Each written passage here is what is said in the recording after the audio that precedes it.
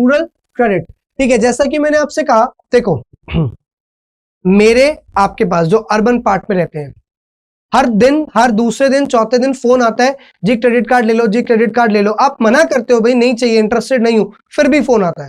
तो जब यहां पे इतना इजीली आपको क्रेडिट कार्ड देने को तैयार है, तो यही प्रोविजन हमें रूरल पार्ट में भी देना पड़ेगा कि वहां पे इस लेवल पे क्रेडिट फैसिलिटीज को अवेल करवाना पड़ेगा कि लोग बहुत इजीली क्या करें, क्रेडिट ले लें। ठीक है, तो क्रेडिट पार्ट को हमें पढ़ना है स्टूडेंट्स पहले इस चैप्टर में। ठीक है, इसके बाद स्टूडेंट हमें किसको पढ़ना है, इसके बाद हमें पढ़ना है एग्रीकल्चरल मार्केटिंग। ठीक है, क्या पढ़ना है इसके बाद स्टूडेंट हमें, एग्रीकल्चरल मार्केटिंग। के आपको करना क्या पड़ेगा वहां पे रूरल पार्ट में, एग्रीकल्चरल मार्केटिंग। जैसा कि मैंने आपको समझाया कि अर्बन पार्ट में तो आपके पास प्रोविजन है बहुत सारे, अर्बन पार्ट में तो बहुत सारे प्रोविजंस होते हैं आपके पास कि आप क्या कर सकते हो।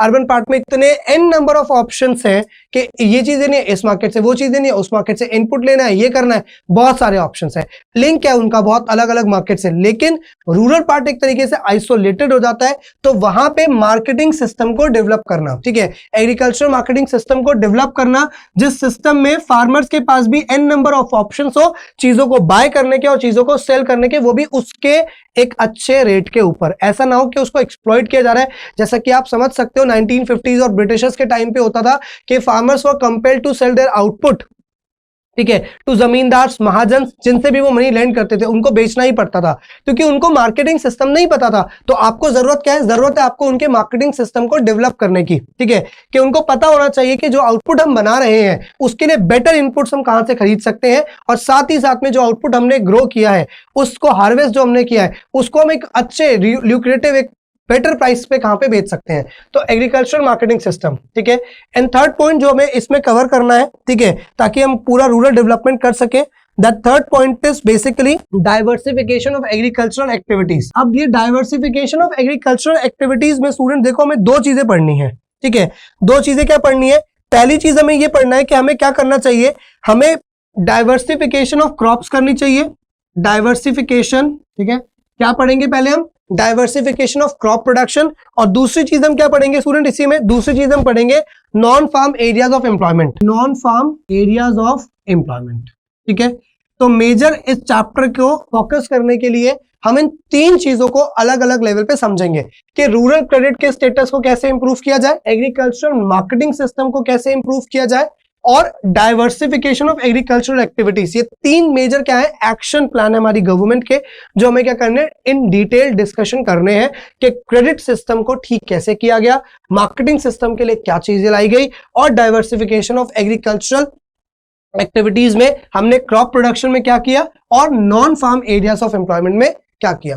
तो students one by one discuss करते हैं। सबसे फर्स्ट डिस्कस करेंगे हम किसके बारे में, रूरल क्रेडिट के बारे में। चलो स्टार्ट करते हैं। तो देखो स्टूडेंट्स हमें क्या करना है, रूरल क्रेडिट, मैंने आपसे क्या कहा, तीन पार्ट हमें दे रखे हैं। ठीक है, रूरल क्रेडिट को देखना है, एग्रीकल्चरल मार्केटिंग सिस्टम को देखना है, और थर्ड हमें किसको देखना है, जो भी डाइवर्सिफिकेशन हुई है non farm areas of production में और क्रॉप प्रोडक्शन में। ठीक है, तो सबसे पहले स्टूडेंट्स हम क्या करेंगे, रूरल क्रेडिट की बात करेंगे।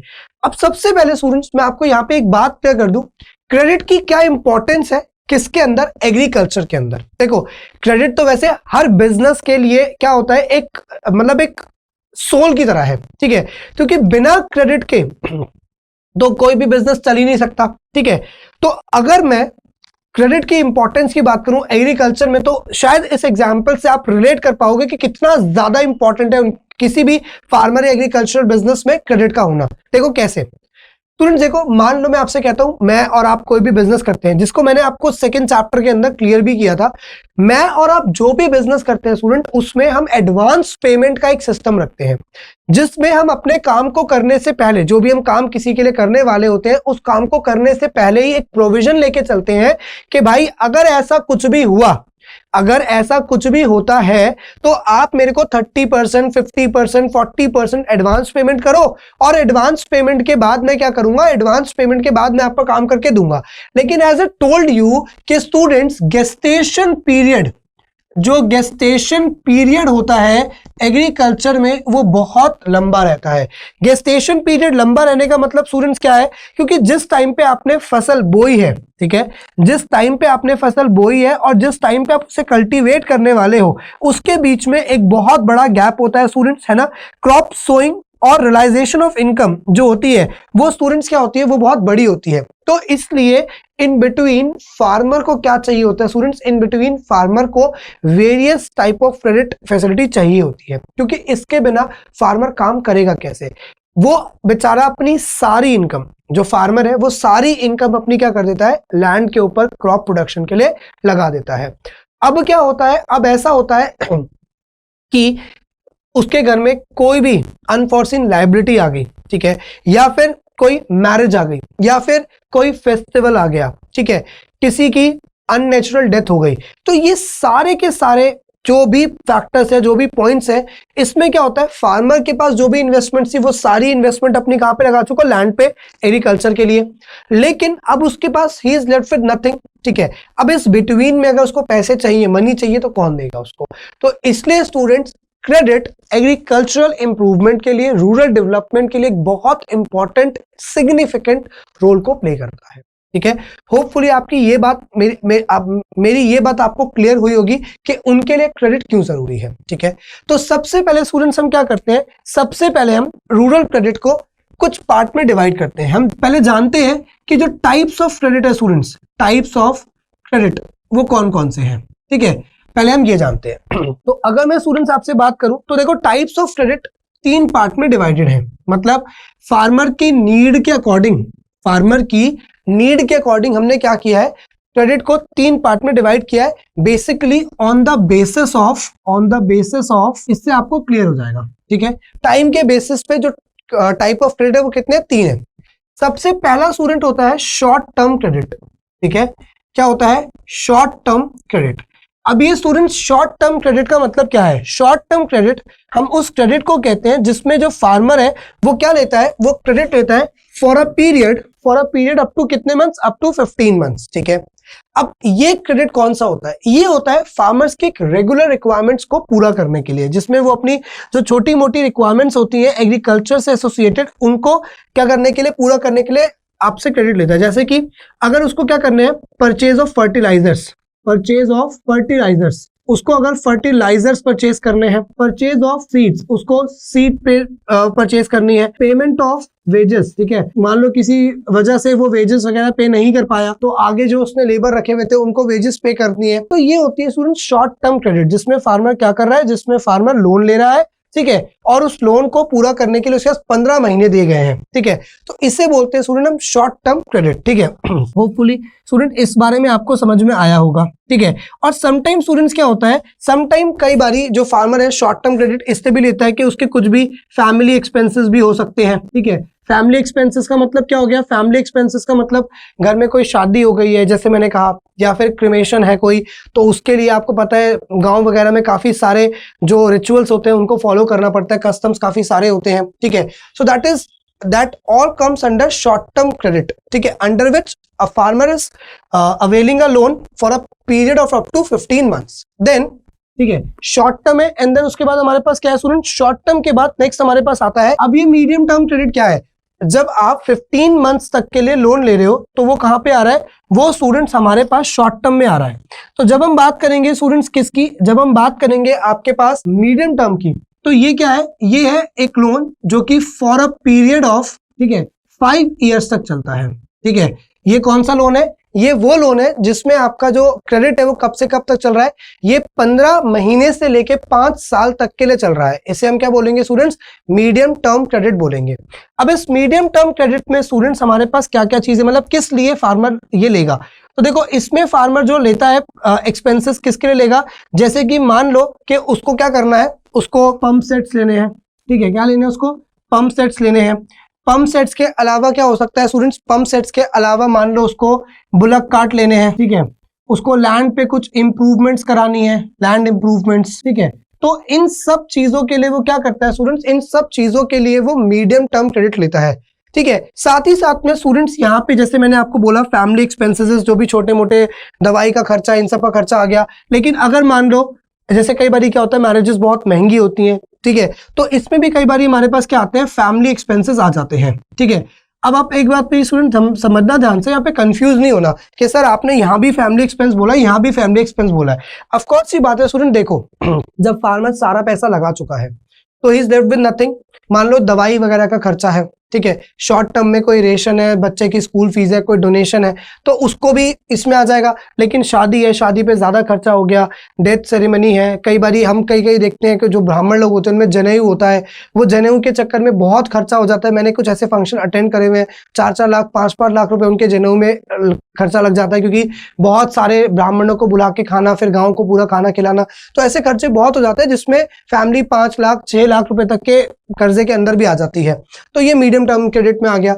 इसके बाद स्टूडेंट्स क्या आता है, इसके बाद आता है वहां पर लॉन्ग टर्म। तो लॉन्ग टर्म क्रेडिट क्या है स्टूडेंट? लॉन्ग टर्म क्रेडिट का मतलब हो गया जो कि लिया जा रहा है कब से कब तक के लिए, फॉर अ पीरियड। ये लोन वो होते हैं स्टूडेंट्स, ये वो क्रेडिट रिक्वायरमेंट्स होती है फार्मर की, जिसमें फार्मर लोन ले रहा है कितने से कितने टाइम पीरियड के लिए, 5 साल से 20 साल के टाइम पीरियड के लिए वो लोन लेता है, उसे बोलते हैं long term credit requirements of the farmer. ठीक है, तो अगर मैं स्टूडेंट्स लॉन्ग टर्म क्रेडिट की आपसे बात करूं, ठीक है, तो लॉन्ग टर्म में क्या आएगा, लॉन्ग टर्म में सपोजिटली उसको एक लैंड परचेज करना है, परचेज ऑफ लैंड, ठीक है, या फिर उसको क्या करना है, परचेज ऑफ हैवी मशीनरी, उसको हैवी मशीनरी परचेज करनी है, या फिर permanent improvement in land, land के अंदर उसको कुछ परमानेंट इंप्रूवमेंट्स करवानी है। तो ये इन सब पर्पस के लिए जब वो लोन लेगा तो उसे कहां पे रखा जाएगा स्टूडेंट्स, उसे लॉन्ग टर्म क्रेडिट के अंदर रखा जाएगा।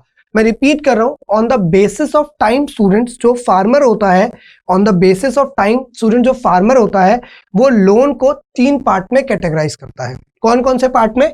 एग्रीकल्चर क्रेडिट को हम 3 पार्ट में कैटेगराइज करते हैं, short term credit, medium term credit और long term credit. Short term credit students वो क्रेडिट होता है जिसमें फार्मर क्या करता है, फार्मर अप टू 15 मंथ्स के लिए लोन लेता है अपनी छोटे रिक्वायरमेंट्स को पूरा कर। लॉन्ग टर्म में जब उसके पास थोड़े एक्सपेंसेस ज्यादा होते हैं, थोड़े बड़े एक्सपेंसेस होते हैं, तो वो लॉन्ग टर्म लेता है, और इन बिटवीन जब होते हैं तो उसमें क्या लेता है, वो मीडियम टर्म क्रेडिट। तो 3 तरीके से फार्मर जो है क्रेडिट लेता है।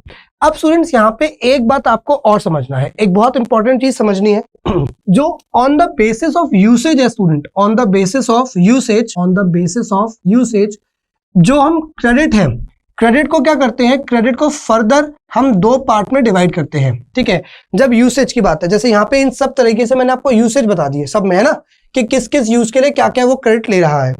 अब ये जो यूसेज वो कर रहा है, इसके बेसिस पे फार्मर के क्रेडिट को स्टूडेंट 2 पार्ट में हम क्या करते हैं, स्टडी करते हैं। एक हम क्या बोलते हैं, होपफुली आपको दिख रहा है, बिल्कुल दिख रहा है आपको, एक हम बोलते हैं प्रोडक्टिव यूज। एक क्या होता है स्टूडेंट, एक होता है प्रोडक्टिव यूज, और दूसरा क्या होता है, दूसरा हमारे पास होता है अनप्रोडक्टिव यूज। ठीक है, एक क्या होता है, प्रोडक्टिव यूज, और दूसरा क्या होता है, अनप्रोडक्टिव यूज। ठीक है, तो ये प्रोडक्टिव और अनप्रोडक्टिव क्या है, जब स्टूडेंट फार्मर सीड खरीदना चाहता है, फर्टिलाइजर्स खरीदना चाहता है, या और भी कोई एग्रीकल्चर इनपुट खरीदना चाहता है, ट्रैक्टर्स खरीदना चाहता है, हार्वेस्टर्स खरीदना चाहता है, लैंड परचेज करना चाहता है, मींस वो कोई भी चीजें जो as a factor of production वो क्या करेगा, यूज करेगा, जिससे कि उसको क्या आ सके, इनकम आ सके। तो उन सारे सोर्सेस को स्टूडेंट प्रोडक्टिव यूसेज की कैटेगरी में रखा जाता है। ठीक है, होपफुली आपको बात समझ में आई होगी। और अनप्रोडक्टिव का मतलब क्या है, मैरिज हो गई, क्रिमेशन हो गया, जैसे मैंने कहा कि आपको जनेऊ सेरेमनी हो गई। ठीक है, तो ये जो पर्पस है जिनके लिए वो अपने फैमिली के किसी भी जो ऑब्लिगेशंस है उनको पूरा कर रहा है, रिस्पॉन्सिबिलिटीज को पूरा कर रहा है, तो उस तरह के जो क्रेडिट फार्मर अवेल करते हैं उसे स्टूडेंट्स हम क्या कहते हैं, अनप्रोडक्टिव यूज कहते हैं। ठीक है, तो मतलब on the basis of usage हम क्या कह सकते हैं, on the basis of usage हम कह सकते हैं कि जो फार्मर का क्रेडिट है उसको 2 पार्ट में डिवाइड किया जा सकता है, प्रोडक्टिव क्रेडिट, ठीक है, और अनप्रोडक्टिव क्रेडिट। प्रोडक्टिव क्रेडिट वो जिससे कि कुछ ना कुछ प्रोडक्टिविटी बढ़ेगी, ठीक है, इनकम के अपॉर्चुनिटीज बढ़ेंगी, और अनप्रोडक्टिव वो जिसमें आगे फर्दर इन शॉर्ट इकोनॉमिक्स के टर्म में they are kind of an investment expenditure and they can be made on investment. याद करो प्रोड्यूसर के पॉइंट में 2 होती थी, फिक्स इन्वेस्टमेंट और इन्वेंट्री। तो प्रोडक्टिव क्रेडिट क्या होता है, या तो फिक्स इन्वेंट्री पे जाएगा, या फिर फिक्स इन्वेस्टमेंट में जाएगा, या फिर इन्वेंट्री में। जबकि अनप्रोडक्टिव यूज में क्या होगा स्टूडेंट, अनप्रोडक्टिव यूज में जो क्रेडिट होगा वो किसके लिए जाएगा, एंटायरली कंजम्पशन एक्सपेंडिचर की फॉर्म में। ठीक है, होपफुली स्टूडेंट जो ये क्रेडिट की जो बेसिक कहानी है ये आपको कुछ हद तक समझ में आई होगी। चलो